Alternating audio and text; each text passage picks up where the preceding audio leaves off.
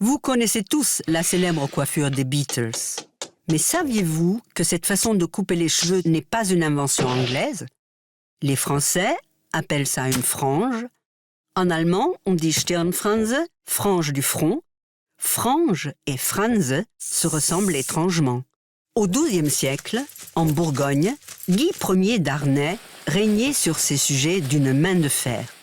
Un jour, l'un de ses serfs, Pierre Mounier, aperçoit un cheval au fond d'un fossé. Mounier et ses 4 enfants aident alors le cavalier et son cheval. Guy Ier décline son identité à la famille Médusée et leur accorde la liberté. Il leur fait également don d'une bande de terre. Cette bande, Fimbria en latin, sera la Fimbria des affranchis. Mais pour que l'on reconnaisse cette famille, il faut qu'elle coupe ses cheveux en une large bande sur le front. Comment appeler ce signe distinctif? D'un mot mélangeant Fimbria et affranchi, la frange est née. Ce qui est curieux, c'est que les Allemands affirment que la frange a été inventée en Allemagne. C'est à Hambourg que le barbier Franz Weissmantel, un jour de grande fatigue, confond l'arrière et l'avant de la tête d'une cliente.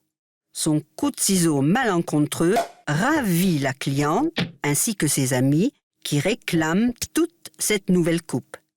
On l'appelle d'abord le Franz, mais elle est rapidement féminisée en Die Franz.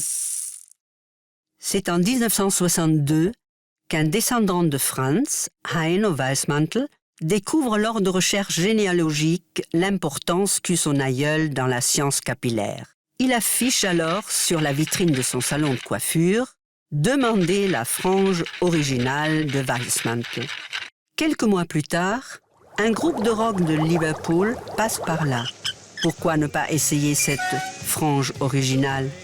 C'est ainsi que Heino Weissmantel offre aux jeunes Beatles leur coiffure, symbole de toute une génération.